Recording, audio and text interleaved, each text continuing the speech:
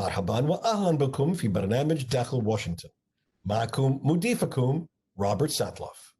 خلال 244 عاما هي أمر التاريخ الأميركي شغل 48 شخصا هذا المنصب، بعضهم كانوا من أكثر الأسماء التي طواها النسيان في تاريخ الأميركي.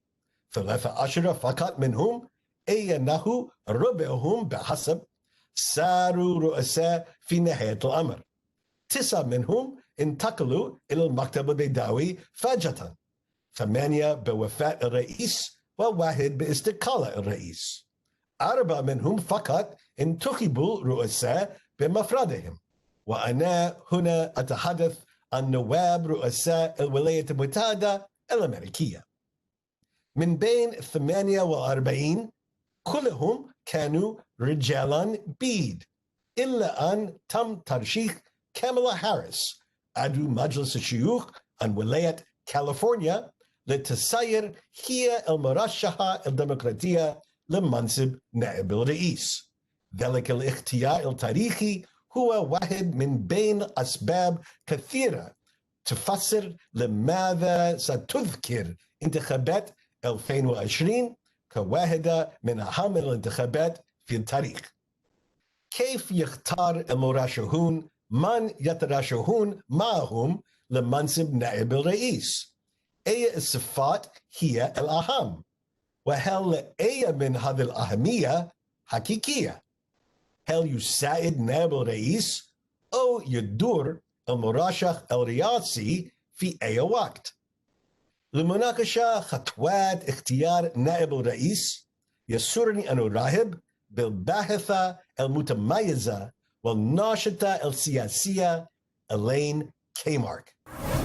Welcome back to Dakhel, Washington. We've just concluded our 2 national conventions, and one of them made history with the nomination of the first Black woman, Kamala Harris, to be the vice presidential candidate of the Democratic Party. But how important are vice presidential candidates? Do they really matter in elections? To discuss the nomination process and the significance of vice presidents, I am delighted to welcome Elaine Kmark to our show. Elaine, thank you very much for joining us. Thank you. So let's begin. Vice presidents, how important are they really on a presidential ticket? Well, they're usually not very important. It's not clear that vice presidents ever deliver even their home states, let alone any significant votes. But they are important when something goes wrong with the vice presidential ticket, because then it reflects on the presidential candidate who made the decision. So there are 3 notable problems in recent American history. Way back in 1972, the Democratic candidate chose someone to be on his ticket who had a history of mental illness, including needing electroshock therapy treatments. And that blew up in his face. He had to drop the guy from the ticket, pick somebody else in the middle of the campaign. That really hurt George McGovern. Now, it wasn't the only thing, because George McGovern had a lot of other problems, but that sure didn't help. The second time was when Walter Mondale chose Geraldine Ferraro to be his running mate, again on the Democratic ticket. And Ferraro was quite an attractive candidate. She was the first woman nominated to be on a ticket, but it turns out that her husband had some significant legal problems. And again, those blew up in the middle of the campaign, made the candidate look bad for his choice. It wasn't properly vetted, etc. And then the third one was on the Republican side when John McCain chose Sarah Palin to be his running mate. And she was, even though she was a former governor of the state of Alaska, as the campaign progressed, it became clear that she was very, very unequipped to be president. She just didn't know things that presidents should know. And so that hurt John McCain's image. So basically, they don't really help, but they can hurt. So you've given us 3 examples of consequential choices in a negative sense. Have there been any recent consequential choices in a positive sense? Well, that's hard to say. I mean, we can't quantify this. I mean, political scientists say no. There's no consequential choices. On the other hand, I suspect that when Trump put Mike Pence on the ticket, it solidified Trump's support among evangelicals. And remember that Trump himself, who's been divorced 3 times and has a rather colorful history with women, is sort of immoral in many senses, and who had no real religion. I mean, Trump is not a religious man. And so I think that he needed Pence to just get some solid support from evangelicals. So I would guess that Pence helped him a bit. But generally, no, it doesn't make much difference. Now, we tend to think of vice presidents as being presidents in waiting, but only about a quarter of vice presidents in our history have gone on to become president. Why so few vice presidents becoming president? Well, let's put it this way. Even though it's only a quarter, it's more than any other category. Okay, so it's still consequential. I mean, one of the best ways to become president is, in fact, to be vice president. I think there's an awful lot of reasons. One of them in recent history is just fatigue with the same party. Only George H.W. Bush has managed to win a 3rd term. He won essentially Ronald Reagan's 3rd term. And then, of course, he couldn't win a 4th term on his own. So, sometimes Al Gore was not able to win Bill Clinton's 3rd term, even though things were going pretty well in the country, and he certainly came close. He won the popular vote, but he lost in the Electoral College.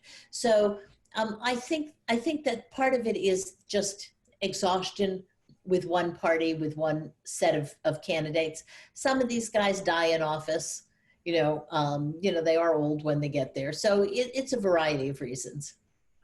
All right, let's look at the process of choosing vice presidential candidates and the rationale for the choices. How has the rationale for any particular choice evolved over the years?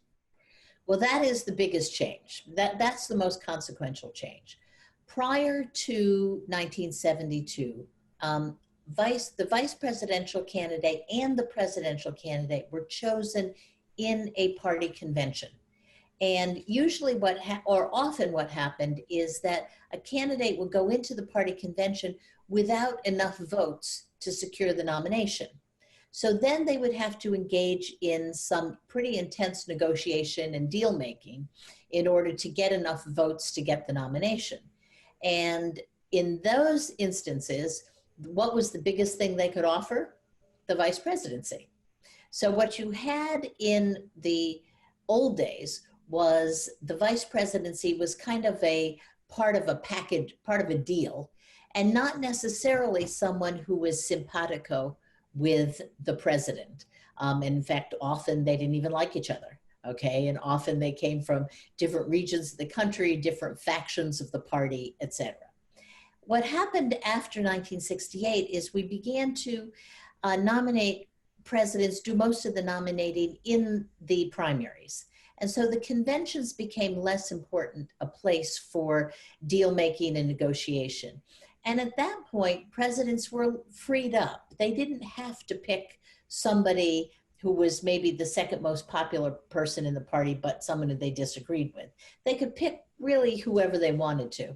And so the big shift came when Bill Clinton chose Al Gore, because instead of Bill Clinton was a Southern and for the Democratic Party, very much a centrist candidate, a Southern male baby boomer centrist. And who did he choose? A Southern male baby boomer centrist. He chose somebody like him, as opposed to choosing somebody who was going to be different from him, from a different region or a different part of the country. That was a big shift, and that had consequences for governing. That meant that when you started to pick presidents for their partnership capacity, you could actually give them a lot of things to do in office, and the office itself has become a lot more consequential. And have we seen that that pattern of choosing continue since the Clinton-Gore partnership? Well, every vice president, everyone who's gotten elected since the Clinton-Gore partnership has in fact been a real partnership. Okay, so Mike Pence is in charge of the coronavirus task force, maybe the most important thing the administration has to do. Before him, Joe Biden was in charge of monitoring the trillions of dollars in funds that came out to, to stimulate the economy during the Great Recession. Before that, of course, we had Dick Cheney. Dick Cheney was probably the most powerful vice president ever in history, because it looks like he ran a lot of the post 9/11 business of the United States government, including its military and intelligence business. And of course, Al Gore had huge, had a huge amount of important jobs, including reinventing government, including the environment, including the Telecommunications Act, et cetera. So what you see in our four most recent vice presidents is they are not delegated to going abroad for funerals and doing inconsequential tasks. Hubert Humphrey, who was Lyndon Johnson's vice president, was put in charge of the Tourism Council of the United States.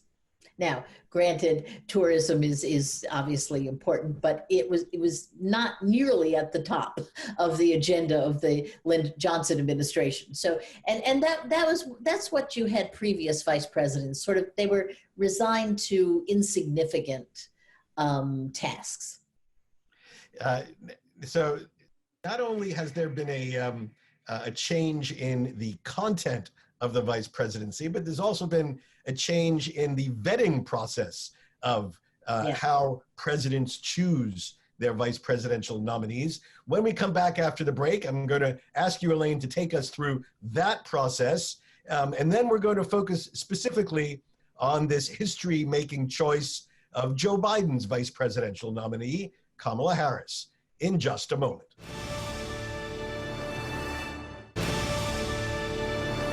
Our guest again today is Elaine Kamarck. Elaine is a scholar with wide experience in government, academia, and politics here and around the world. She's director of the Center for Effective Public Management at the Brookings Institution, a prominent Washington think tank, and a lecturer in public policy at the prestigious Harvard Kennedy School of Government. Elaine is also a political activist. She has served as a member of the Democratic National Committee and of the committee's Rules Committee. And she has participated actively in 4 presidential campaigns and 10 nominating conventions, including 2 Republican conventions. Her most recent book, just published this summer, is titled How Picking the Vice President Has Changed and Why It Matters. So let's take a look, Elaine, at the actual process of picking, namely vetting the vice president. In the old days, if you were at a convention and you had only a day or two to pick who was going to be the vice presidential candidate, you didn't have the time to do the sort of vetting that people do today, do you? No. On the other hand, in the old days, you tended to know each other more because the country was, the political class was a little smaller. Primary voters were not involved.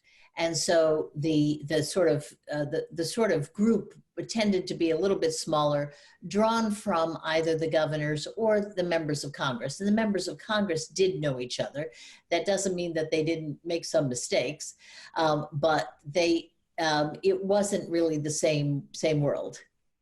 And so explain to our viewers actually what happens. I mean, we saw this fascinating pageant of vetting go on for Joe Biden's vice presidential choice.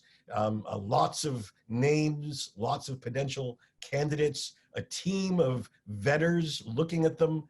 What did they really do? Well, boy, they dig into your past. That's what they do in a way that I don't think is, I mean, The closest thing maybe would be to get clearance for a very, very, very top secret government job. But essentially, because they're looking not just for the obvious things, like, have you broken the law? All right. But they're looking for, are you financially broke?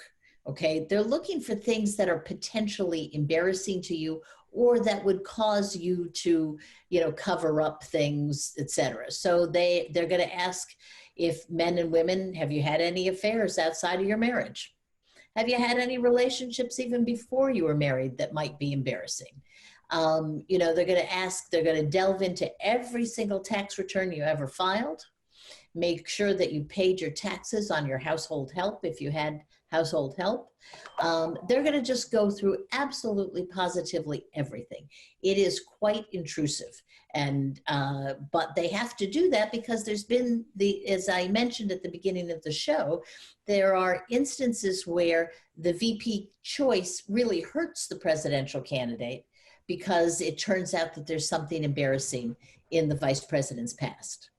So let's take a closer look at Kamala Harris and how she was chosen by Joe Biden. What did that process look like? Who ran it? And how did they end up with this final decision? Well, they had a committee chaired by a former United States Senator, Chris Dodd. And the committee of vetters, I'm not remembering right now who else was on the committee, but they had a small committee. And then that committee had a team of lawyers. And the lawyers, first of all, if you're being vetted, you are asked to give up many, many, many financial records. Not just your tax returns, but companies that you may have a stake in, stock trades that you may have made over the years, etc. So that's the first thing. And so the lawyers are really looking at that to see, did you do anything criminal? Or did you do anything that could even be perceived as criminal? Then they do a lot of interviews, and they ask their colleagues about them. They ask their friends about them. It's a little bit like an FBI check when you're getting a clearance for a job, only it just goes deeper. They ask the candidate themselves, what do you have in your past that's embarrassing? And the candidates know these days, because the experience has been so bad for others, they better fess up. Right? They better tell people what they think is going on. They ask about relationships. They delve into if you're married, they delve into your marriage, right? They want to know, is this a good marriage? Is your husband or wife happy with this? Are they going to embarrass you? And then, of course, they have to look into your spouse's finances and your spouse's behavior. And if you have grown-up children, they look at your grown-up children's behavior and their finances. So it's pretty exhaustive. And the reason is the stakes are so high. Again, as we said at the beginning, the vice presidency can't necessarily help you, but it can hurt you. And how much of this is political theater? I think that it is somewhat political theater, but I think most of the people being vetted were potential candidates. We're going to close in just a moment. I want to ask you, now that you've seen the system evolve, if you could improve the system, fix it, repair it in any way, is there any improvement that you would suggest? In the selection, in the vetting process? In the entire process of choosing a vice president? No, I think it has changed to be a better process. Okay, they get people who are not going to embarrass the candidate. And most importantly, the vice presidency has moved from being a joke to being a real helper to the president himself or herself, because at this point, the job of the president is so gargantuan that, frankly, they need help. And so, in the Clinton White House, he had not only Al Gore, but he had the First Lady, who was very competent and who later became, a Secretary of State, ran for president, a senator, ran for president herself. So to the extent that the president's husband or wife is also able to take on some big jobs, it's a pretty big help to the president, because there's somebody, you know it in your own work, right? If you have a colleague, you have an assistant, and you can say, oh, would you please deal with that? right? It's just such, it's such a relief, and know that you can trust the person to deal with that. That's really a big deal. Excellent. Elaine Kmark, thank you so much for helping to explain the vice presidential nominating process to our viewers. Thank you. Nice to be here. Our two national conventions have come and gone, two events unlike any other in American history. What was planned to be celebrations of the two parties' nominees in Milwaukee and Charlotte, middle American cities in major battleground states that are critical to victory in November, turned out to be something very different. For the Democratic Party, a political organization known historically for boisterous national events, this year's gathering was a non-gathering, a non-convention. There were no crowds, no hoopla, no pizzazz. The focus was deeply personal. Who is Joe Biden, the ambitious young man from Scranton, Pennsylvania, who suffered great personal tragedy in his life, yet always found a way to bounce back? Who is Kamala Harris, this accomplished daughter of Jamaican and Indian immigrants, married to a nice Jewish man, who became the first woman of color ever to be named to a national ticket? There was lots of talk about the great national crises facing our country, crises of health, economy, and race, and the role Democrats claim Donald Trump played in triggering this triple threat. And lots of talk about unity within the party to overcome disunity in our nation at large.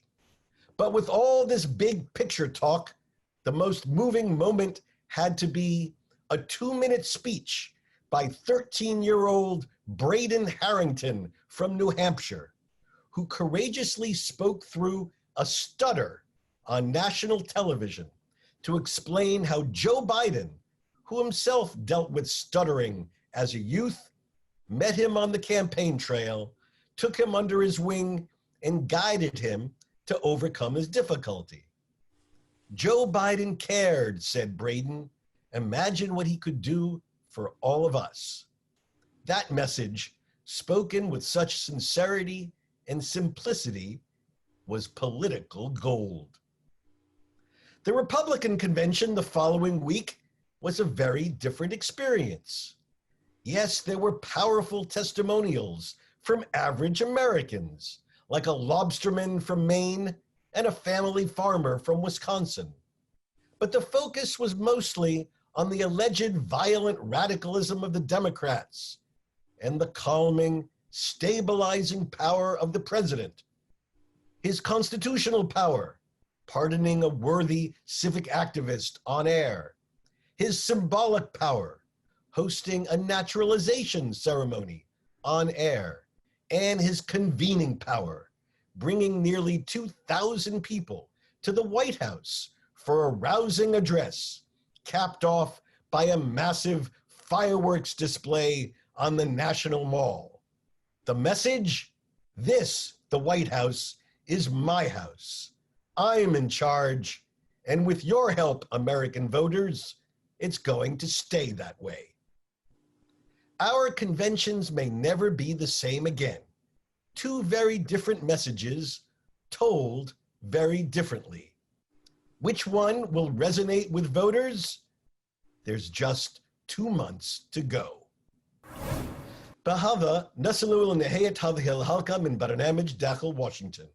إذا كانت لديكم أي استفسارات أو تعليقات حول هذه الحلقة، وخاصة حول الدور السياسي للمرشح لمنصب نائب الرئيس، أرجو أن تتواصلوا معي عبر تويتر على هاشتاج InsideWashington أو أن تراسلوني مباشرة على @RobSatloff.